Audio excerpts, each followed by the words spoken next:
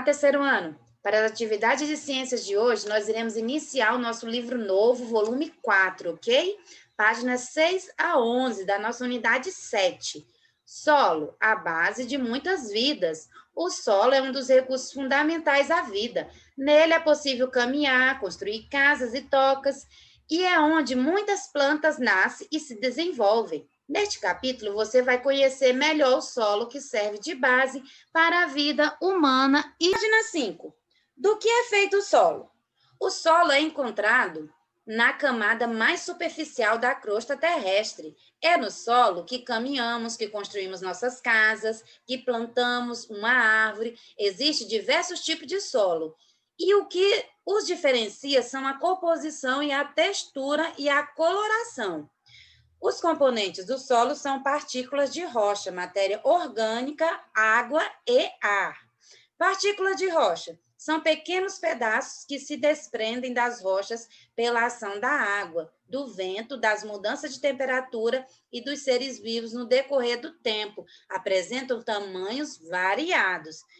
Matéria orgânica é a parte formada por restos de seres vivos, como folhas secas e frutos apodrecidos que caem das árvores. Ao serem decompostos, esses componentes liberam nutrientes no solo que podem ser utilizados pelas plantas e por animais como as minhocas. Água.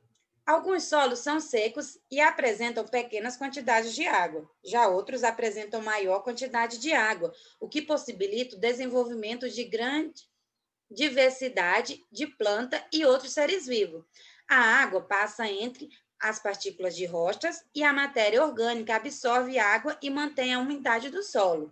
O ar, assim como a água, o ar fica armazenado entre as partículas de rocha e o material orgânico que forma o solo. Os espaços criados pelo ar facilitam a passagem dos seres vivos, como as minhocas, e o crescimento das raízes das plantas. Página 6. Página 6, de onde vem o solo? Vamos lá conhecer de onde vem o solo? 1. As rochas são a principal componente do solo. Com a ação do sol, do vento, da água e dos seres vivos, as rochas vão se desgastando no decorrer do tempo. Pequenos fragmentos se desprendem e são carregados para outros lugares. 2. Os pedaços da rocha desgastada se espalham pelo ambiente e se misturam com micro-organismos, matéria orgânica, água e ar. O solo é uma mistura que se forma no decorrer de milhares de anos. Quanto mais fragmentos se acumula, maiores são as chances de se desenvolverem seres vivos, o que aumenta a quantidade de matéria orgânica no solo. 3. No início do processo de transformação de uma rocha em solo, apenas a parte superior da rocha se desgasta, pois está mais exposta aos efeitos de mudança de temperatura, do vento, da água e dos seres vivos. Aos poucos, essas transformações atingem as partes mais profundas da rocha. Um solo antigo é mais profundo que um solo jovem.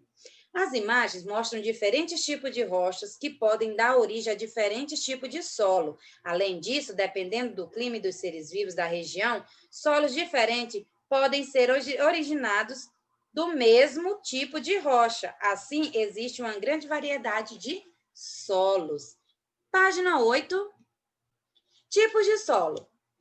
Se compararmos o solo de diferentes lugares, veremos que eles são pelo menos um pouco diferente. Isso ocorre devido às diferenças no tamanho de partícula, na cor, na quantidade de água, na quantidade de matéria orgânica. Essas variações no tamanho e na quantidade dos componentes de solo influenciam em sua permeabilidade, porosidade e fertilidade. A permeabilidade é a capacidade do solo de deixar a água passar. Quanto mais permeável o solo, mais água ele deixa passar para as camadas mais profundas. A porosidade está relacionada à quantidade de ar existente entre as partículas do solo. Quanto maior o espaço entre as partículas, maior a quantidade de ar e mais poroso é o solo. A fertilidade está relacionada com a quantidade de matéria orgânica presente no solo, formada por restos de vegetais e animais. A matéria orgânica libera nutrientes no solo, que são absorvidos pelas raízes das plantas. De acordo com essas características, podemos ter diferentes tipos de solo. Solos arenosos são permeáveis, porosos e poucos férteis, sendo formados principalmente por areia. Nesse tipo de solo, existe grande espaço entre as partículas, por onde a água passa com facilidade. Os solos argilosos apresentam bastante argila em sua composição, fazendo com que sejam pouco permeáveis e pouco porosos. Nele, a água tem bastante dificuldade para passar. Solos umíferos apresentam grande quantidade de humus, sendo bastante férteis e quantidade ideal de água. Você sabia? Os humus resultam da decomposição de restos de animais e plantas. As fezes das minhocas são ricas em humus, que se misturam ao solo, fornecendo-lhe nutrientes que são utilizados pelas plantas. Os tipos de solo e suas características interferem na nutrição das plantas, na construção das casas e prédios, na decorrência de alagamentos e etc. Vamos brincar. Figuras de terra. Com a ajuda de um adulto, colete amostras de solo de 2 ou 3 lugares diferentes, como um quintal, um jardim de sua casa ou escola. Use cada amostra de solo que você coletou para moldar uma bola, sem acrescentar água ou outra substância. Enquanto você molda as bolas, sinta a textura, o cheiro e observe a cor que cada amostra de solo apresenta. Analise também se esses solos contêm resto de plantas, como folhas e pequenos gravetos. Então, fazendo essa experiência aí na sua casa, foi mais fácil moldar a bola com um solo que apresentou mais característica? Então, qual foi a sua resposta? Então, turma, os solos mais úmidos são mais fáceis de moldar. Solos mais arenosos, por exemplo, dificilmente são moldáveis, pois as partículas não se juntam. Por exemplo, a areia de praia, ela é mais difícil de moldar, porque ela é mais arenosa. É difícil você conseguir criar uma forma com ela. Já o barro é diferente. Ele é mais úmido e é mais fácil de moldar. A argila é um dos solos que são mais fáceis de moldar, certo?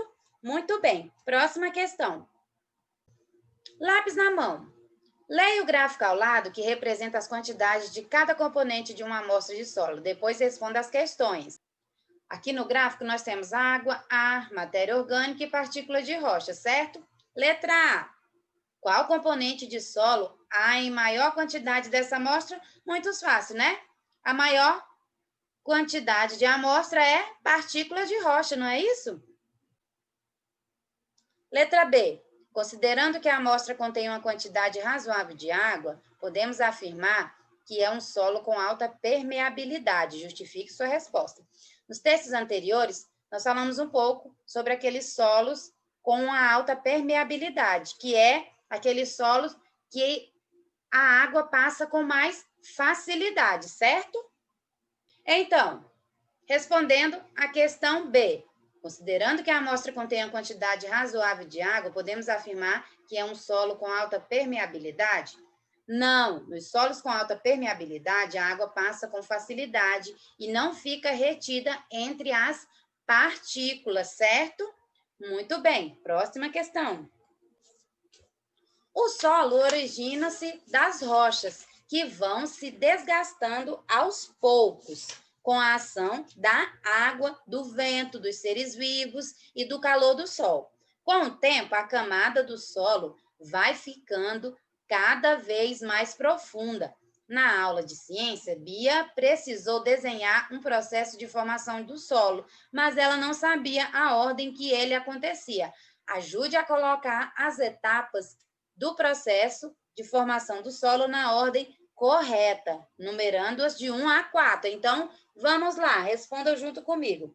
A formação do solo, ela começa da seguinte forma. Primeiro, com as rochas. Então, eu escrevo o número 1 no círculo da rocha. Muito bem.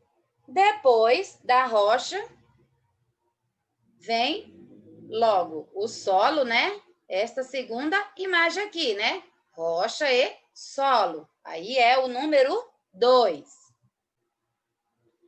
Muito bem. Depois nós temos, né? Solo, rochas, né? O solo já está se formando. Vamos lá? Muito bem. E por último, aqui o solo já está formado. É o número 4. Muito bem. Então, colocamos em ordem a formação do solo, ok? Vamos agora para a questão 3. O excesso de áreas asfaltadas e pavimentadas em uma cidade pode causar alagamentos. Observe a imagem ao lado e explique por que isso acontece. Então, como a água ela não pode passar pelo asfalto, ela vai se infiltrar no solo, vai acumular e isso vai causar os alagamentos. Muito bem. Questão 4. Marque um X na alternativa que completa a frase corretamente.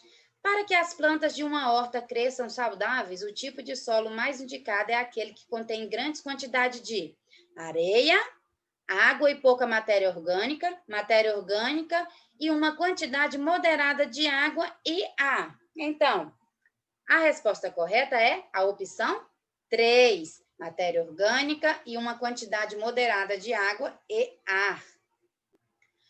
Muito bem, turma! E essas foram as nossas atividades de ciências de hoje. Até amanhã e tchau, tchau!